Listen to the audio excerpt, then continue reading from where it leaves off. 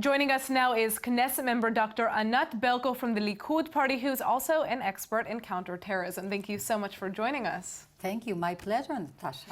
All right, so let's talk a little bit about one of the major events that was taking place in Israel over the course of the last month, the 40-day Palestinian hunger strike. It's just ended, and Israel says that they made no concessions, but we're seeing different reports coming from the Palestinians and the Israelis. Why is that?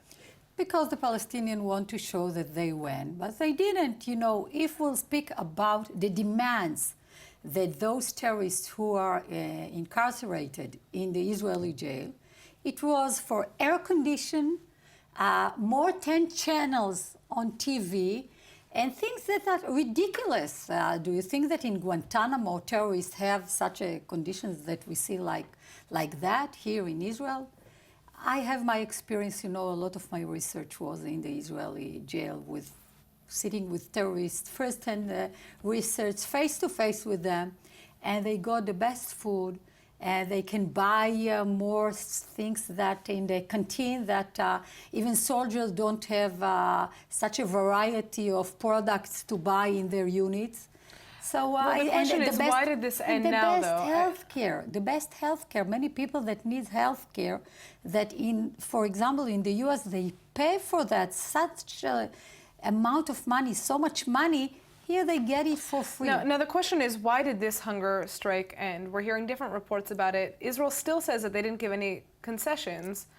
Because the Ramadan is right now, and they celebrate Ramadan, and it's a time to say Ramadan Kareem, but they want to celebrate Ramadan. And the other thing that Barghouti, who actually led this hunger strike of the terrorists, he's not a candidate to Abu Mazen. He would like to take his place, but Abu Mazen didn't support him. And also, President Trump, when he was in the visit in Israel, didn't even speak in one word about those terrorists who are striking.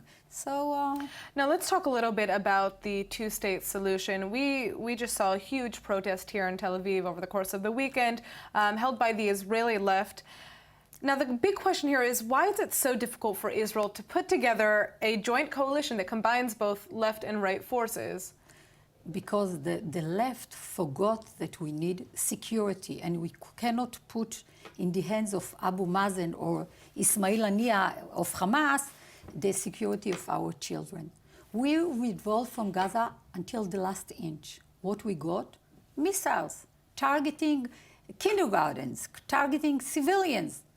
The same thing will be with the West Bank. You know, the Prime Minister Benjamin Netanyahu, and also me, I support this solution.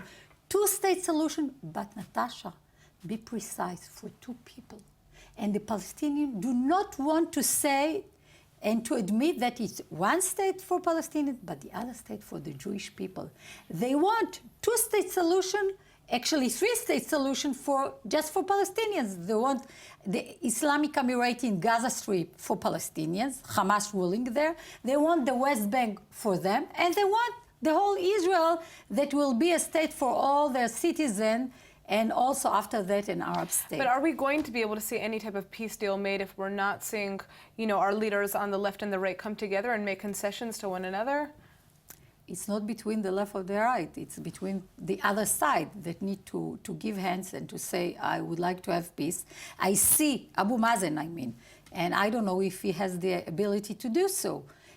If Israel will take all the security, like right now we do, and there will be Palestinian state, but we will govern, we will take the security issues and in consideration, it could be. But Abu Mazen speaking about the claim of return of Palestinian, which means that it's calling for the destruction of the state of Israel, when you see millions of refugees in the Middle East, and they still speaking about, after 70 years, about Palestinian refugees. It's ridiculous. Now we're seeing the UN come out and say that there's going to be a major there is a major humanitarian crisis in Gaza, but it's about to explode, and it could implicate Israel as a result of the political disagreement on the ground that we're seeing between Hamas and the Palestinian Authority over electricity and electricity taxes. Now, how should Israel be involved in this issue, if at all? First of all, Hamas should ask themselves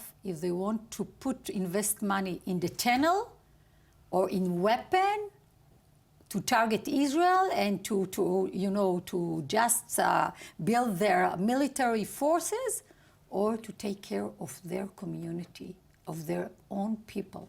We cannot give them electricity and money, and actually 1,000 trucks a day we give them as a humanitarian aid, but they use all those stuff against Israel and not for their military forces. So and should not Israel for but the question is, should Israel be intervening in any way to help this issue, or to ensure that the Palestinian Authority does continue to pay Israeli electricity bills for Hamas?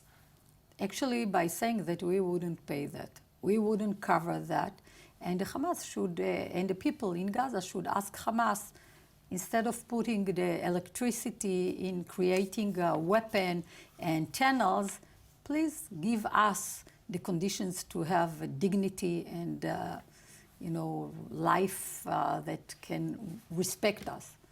All right, well, thank you so much for coming in, Knesset Member Anat Berko. Thank you, Natasha.